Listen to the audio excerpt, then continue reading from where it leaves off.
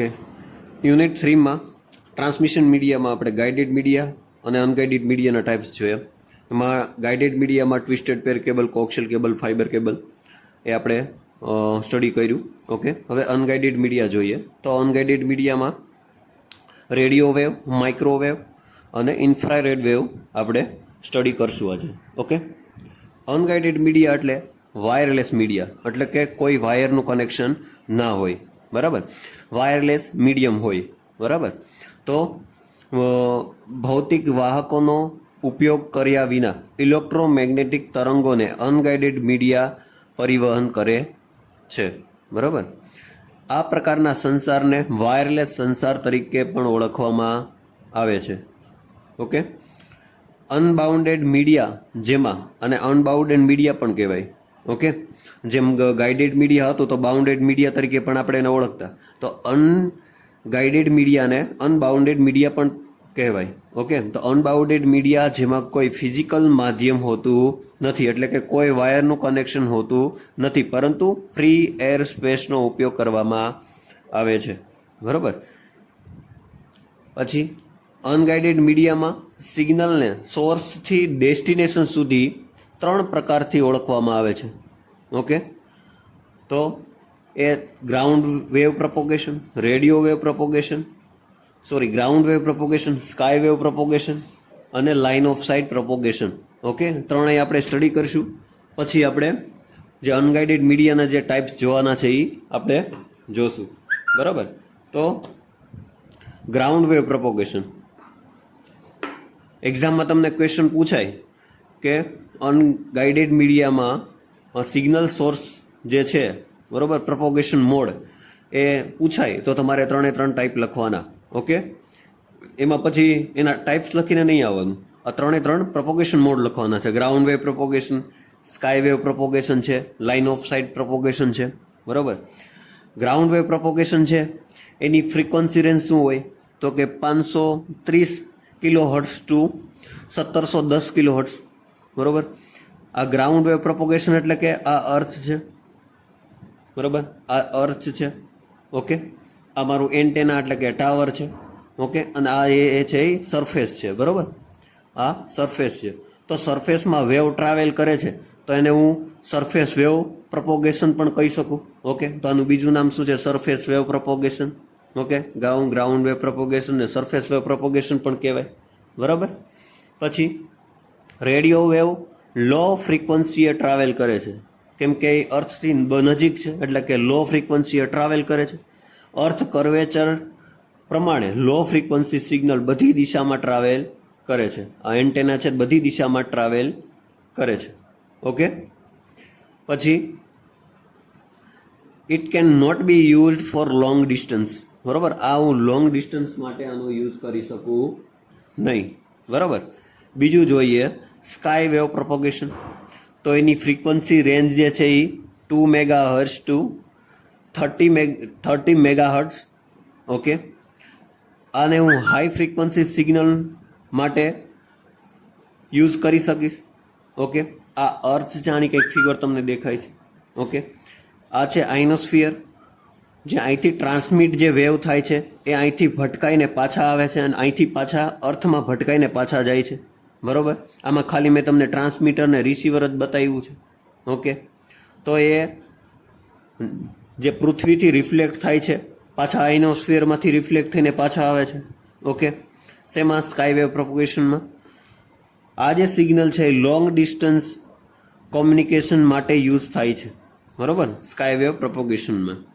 બરાબર, પછી નેક્સ્ટ જોઈએ લાઇન ઓફ સાઇટ પ્રોપોગેશન.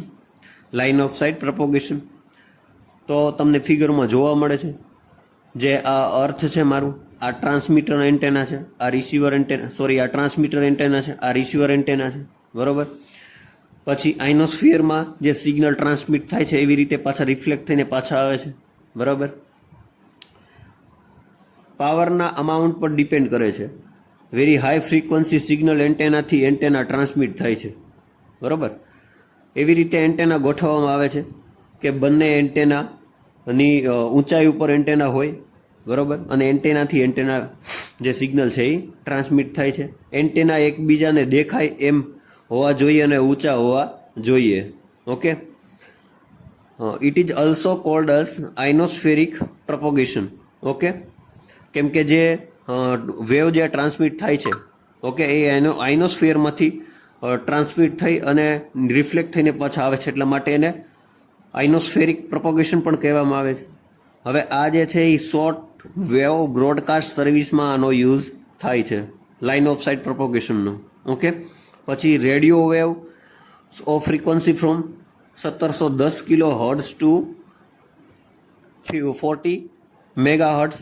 બરાબર, આની ફ્રીક્વન્સી રેન્જ છે. આ ત્રણ જો તમને એક્ઝામમાં પૂછાય તો તમારે આટલું તો લખવાનું જ છે. બરાબર. ઓકે, હવે આના ટાઈપ્સ જોઈએ, અનગાઇડેડ મીડિયાના ટાઈપ્સ. બરાબર. ઓકે, અનગાઇડેડ મીડિયામાં ટાઈપ્સ જોઈએ તો radio wave transmission. Radio wave ટ્રાન્સમિશનની ફ્રીક્વન્સી રેન્જ હોય 3 kilo hertz to 1 giga hertz frequency range. Okay, આ જે છે એ ઓમની ડાયરેક્શન છે, એટલે કે સર્વ દિશાત્મક હોય છે. બરાબર, સર્વ દિશાત્મક હોય છે, ઓમની ડાયરેક્શન હોય છે. બરાબર. પછી રેડિયો તરંગો ઉત્પન્ન કરવા માટે સરળ છે, લાંબા અંતર સુધી મુસાફરી કરી શકે છે, આ ઇમારતોમાં સરળતાથી પ્રવેશ કરી શકે છે અને બિલ્ડિંગોમાં સરળતાથી પ્રવેશ કરી શકે છે. તેથી તેનો ઉપયોગ ઘરની અંદર અને બહારની જગ્યાએ, બંને જગ્યાએ સંચારમાંનો વ્યાપક પ્રમાણમાં ઉપયોગ થાય છે. બરાબર. આ રેડિયો વેવ ટ્રાન્સમિશન છે, એમાં આ જે પોઈન્ટ છે એ તમારે એક્ઝામમાં પૂછાય તો લાઇન બાય લાઇન આ બધા પોઈન્ટ ખાસ લખવાના છે. ઓકે, રેડિયો વેવ તરંગો ઉત્પન્ન કરવા માટે સરળ છે, લાંબા અંતર માટે મુસાફરી કરી શકે છે, પછી ઇમારતો હોય, બિલ્ડિંગ હોય, એમાંથી આરામથી પસાર થઈ શકે છે આ વેવ. બરાબર, એટલે એનો ઉપયોગ ક્યાં થાય? ઘરની અંદર અથવા તો બહાર, બંને જગ્યાએ સંચાર માટે વ્યાપકપણે એનો ઉપયોગ થાય છે. પછી ખાસ એક પોઈન્ટ છે જે સર્વ દિશાત્મક છે, એટલે કે ઓમની ડાયરેક્શનલ છે. બરાબર, ઓમની ડાયરેક્શનલ છે. બરાબર. પછી તો રેડિયો તરંગોના ગુણધર્મો આવર્તન આધારિત છે. ઓછી ફ્રીક્વન્સી પર રેડિયો તરંગો અવરોધોમાંથી સારી રીતે પસાર થાય છે. બરાબર, એક જ મિનિટ. ઓકે, પછી આ લોંગ ડિસ્ટન્સ સુધી ટ્રાવેલ કરે છે આ સિગ્નલ. બરાબર, આ જે ખાસ પોઈન્ટ જે છે, જે હું તમને કહું એ ખાસ પોઈન્ટ એટલા તો લખવાના જ છે. બાકી તમને આ પીડીએફ શેર કરીશ. ઓકે, જેટલું તમને આમાં આઈડિયા આવે, તમને જેટલું આવડે એટલું લખવાનું છે. પણ ખાસ જે એવું તમને મોસ્ટ એમપી જે લાઈન કહો એ તો ખાસ લખવાની જ છે. આના જે રેડિયો તરંગોની વેવલેન્થ છે, બરાબર, વેવલેન્થ એ ઇલેક્ટ્રોમેગ્નેટિક સ્પેક્ટ્રમમાં વધારે હોય છે. રેડિયો તરંગોનો પ્રોપોગેશન મોડ છે એ ગ્રાઉન્ડ અથવા તો સ્કાય પ્રોપોગેશન મોડ હોય છે. ઓકે, રેડિયો વેવ તરંગોનો પ્રોપોગેશન મોડ ગ્રાઉન્ડ અથવા તો સ્કાય વેવ પ્રોપોગેશન મોડ. બરાબર, એટલે કે કયા મોડ ઉપર કામ કરે, કયા પ્રોપોગેશન મોડ ઉપર કામ કરે છે? તો કે ગ્રાઉન્ડ વેવ પ્રોપોગેશન અને સ્કાય વેવ પ્રોપોગેશન ઉપર કામ કરે છે. અને જો એક્ઝામ્પલની વાત કરું તો FM રેડિયો છે, મોબાઈલ ટાવર છે. બરાબર, આ વાત હતી રેડિયો વેવ ટ્રાન્સમિશનની. બરાબર, તો તમને ફિગરમાં તમને જોવા મળે છે. ઓકે, તમામ ફ્રીક્વન્સી પર રેડિયો તરંગો મોટર્સ અને અન્ય ઉપકરણોની દખલને અધીન છે. ઓકે, પછી VLF, LF અને MF બેન્ડમાં રેડિયો તરંગોનો પૃથ્વીમાં વળાંકને અનુસરે છે. HF એટલે હાઈ ફ્રીક્વન્સીમાં તેઓ આઇનોસ્ફિયરમાંથી ઉછળે છે. ઓકે, આ વાત હતી રેડિયો ટ્રાન્સમિશનની.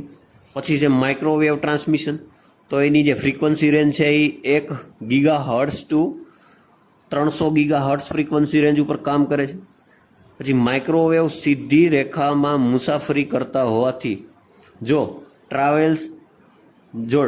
ટાવર્સ ખૂબ દૂર હોય તો પૃથ્વીના માર્ગમાં આવશે, પરિણામે સમયાંતરે પુનરાવર્તકોની જરૂર પડે. ઓકે, પછી માઇક્રોવેવ સિસ્ટમ નાની બિલ્ડિંગો અથવા તો નાના અંતરની સિસ્ટમમાં જેવી કે કેમ્પસ, ઇન્ડસ્ટ્રીયલ પાર્ક જોડાણ માટેની સારી રીતે પસંદગી કરવામાં આવે છે. આમાં કેવું હોય કે 2 ટાવર હોય, એ ટાવર એક એવી દિશામાં રાખેલો હોય કે આ એક જ દિશામાં ટ્રાન્સમિટ કરે આ વેવ. બરાબર, જો માઇક્રોવેવ ટ્રાન્સમિશન સૌથી મોટી લાંબા અંતરની ટ્રાન્સમિશન પદ્ધતિ છે. બંને બાજુની લાઇન સાથે જોડાણ તે સૌથી સારી છે. ઓકે, પછી આ જે છે 2 બિલ્ડિંગો વચ્ચે થઈ શકે. પછી સેટેલાઇટથી ગ્રાઉન્ડ લિંક સુધી મોટા ખુલ્લા વિસ્તારોમાં જેવા કે પાણી અને રણ. બરાબર, ઓકે, આ રીતે રચના કઈ રીતે કરવામાં આવે, તો એ આ 3 પ્રકારની રચના કરવામાં આ રીતે રચના કરવામાં આવે, બરોબર. પછી માઇક્રોવેવ સિસ્ટમ એ ઇલેક્ટ્રોનિક બેઝ ફ્રીક્વન્સીને આધારિત સિગ્નલને ટ્રાન્સમિટ કરી અને અન્યંત્રને મોકલે છે, બરોબર. પછી માઇક્રોવેવ ટ્રાન્સમિશન એ લાઇન ઓફ સાઇટ ટ્રાન્સમિશનને ફોલો કરીને ડેટા ટ્રાન્સમિટ કરે છે. આ મોસ્ટ એમપી લાઇન છે કે માઇક્રોવેવ ટ્રાન્સમિશન એ line of sight propagation mode આપણે જોયા, એમાં લાઇન ઓફ સાઇટ પ્રોપોગેશન મોડને ફોલો કરે અને ડેટા પછી ટ્રાન્સમિટ કરે છે, બરોબર. હવે એમાં વધારે વાત કરું તો એ એક જ દિશામાં હોય છે, એટલે કે યુનિડાયરેક્શનલમાં હોય છે. પછી વેવલેન્થ ઓછી હોય છે. આ જે હું તમને કરાવું, આ જે એક્સ્ટ્રા લાઇન કરાવું એ ખાસ એ તો ભૂલાવી જ ન જોઈએ, કેમ કે એક જ દિશામાં એટલે યુનિડાયરેક્શનલ હોય, વેવલેન્થ ઓછી હોય છે. દિવાલો કે બિલ્ડિંગોને આસાનીથી પાર કરી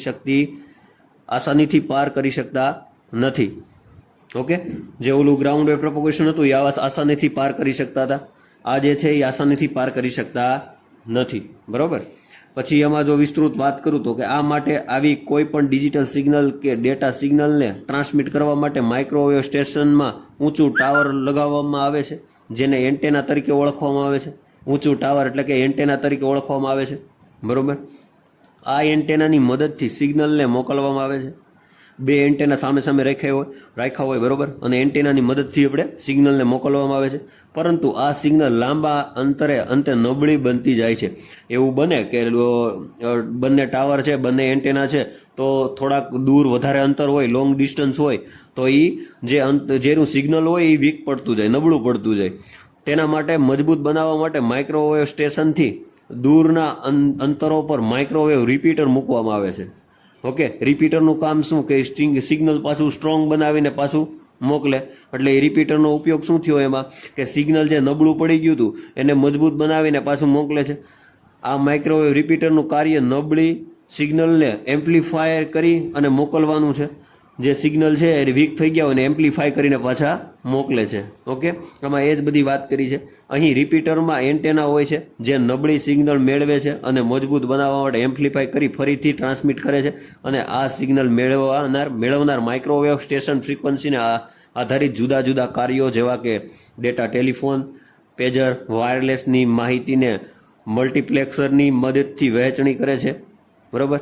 અને તેની data transmission speed 16 giga BPS હોય છે, બરાબર. તેના ફાયદા હોય છે. ફાયદા શું છે આના, તો કોઈ યોગ્ય માર્ગની જરૂર નથી. વાયરની મીડિયાની તુલનામાં આમાં કોઈ માર્ગની જરૂર હોતી નથી. આ એનો ફાયદો છે. પ્રમાણમાં સસ્તું છે. પછી સ્થાપિત કરવા માટે સરળ છે.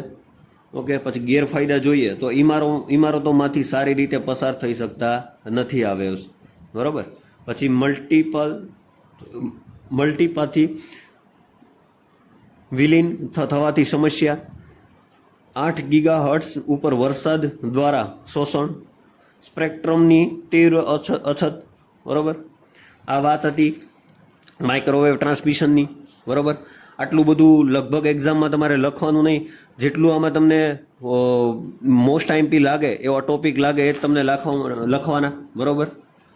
પછી ઇન્ફ્રારેડ ટ્રાન્સમિશન લાસ્ટ છે. ઇન્ફ્રારેડ ટ્રાન્સમિશન એ ફ્રીક્વન્સી રેન્જ એની છે 300 ગીગાહર્ટ્ઝથી 400 ટેરાહર્ટ્ઝ, બરાબર.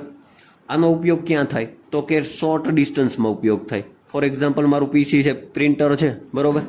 એમાં મારે ઘરેલું ઉપચાર માટે અથવા કોઈ ઓફિસ માટે આનો ઉપયોગ થાય છે, બરાબર. વાત કરીએ આગળ તો અહીં કોમ્પ્યુટર અને પ્રિન્ટરના જોડાણ માટે કેબલ વગર ઇન્ફ્રારેડ લાઇટ બીમ ટ્રાન્સમિટર પદ્ધતિ દ્વારા પ્રિન્ટિંગ લઈ શકાય છે, બરાબર. આ તકનિકનો ઉપયોગ તાજેતરમાં મોબાઈલ ફોનની અંદર બાહ્ય ડેટાના કોમ્યુનિકેશન માટે પણ કરવામાં આવે છે, બરાબર. અનગાઇડેડ ઇન્ફ્રારેડ અને મિલીમીટર તરંગોનો ઉપયોગ ટૂંકા અંતરના સંચાર માટે વ્યાપકપણે થાય છે, જેનો ઉપયોગ ટેલિવિઝન, વીસીઆર છે અને સ્ટીરિયો પર વપરાતા રિમોટ કંટ્રોલ બધા ઇન્ફ્રારેડ કોમ્યુનિકેશનનો ઉપયોગ કરે છે. ઓકે, ઇન્ફ્રારેડ વેવનો ઉપયોગ શોર્ટ ડિસ્ટન્સ કોમ્યુનિકેશન માટે થાય છે. મેં કીધું એમ શોર્ટ ડિસ્ટન્સ માટે ઇન્ફ્રારેડ વેવ કોમ્યુનિકેશનનો ઉપયોગ થાય છે, બરાબર. પછી વેવલેન્થ બહુ ઓછી હોય છે, એના કારણે મિલીમીટર વેવ્સ પણ એને કહેવામાં આવે છે. ઓકે, વેવલેન્થ બહુ જ ઓછી હોય છે એના કારણે એને મિલીમીટર વેવ્સ પણ કહેવામાં આવે છે. સામાન્ય રીતે આ વેવ્સનો ઉપયોગ ઘરોમાં થાય છે અથવા તો ઓફિસોમાં એમાં થાય છે. ફોર એક્ઝામ્પલ, આના એક્ઝામ્પલ જોઈએ કે ટીવી છે, ડીવીડી પ્લેયર છે, રિમોટ કંટ્રોલ છે, બરાબર. આ વાત હતી ઇન્ફ્રારેડ વેવ ટ્રાન્સમિશનની, બરાબર. આ એક્ઝામમાં પૂછાય તો 3 તમારે 7 માર્ક્સનો ક્વેશ્ચન હોય તો આ 3 તમારે લખવાના, અને જેટલું મેં તમને સમજાવ્યું એટલું લખવાનું હોય છે. Okay, thank you.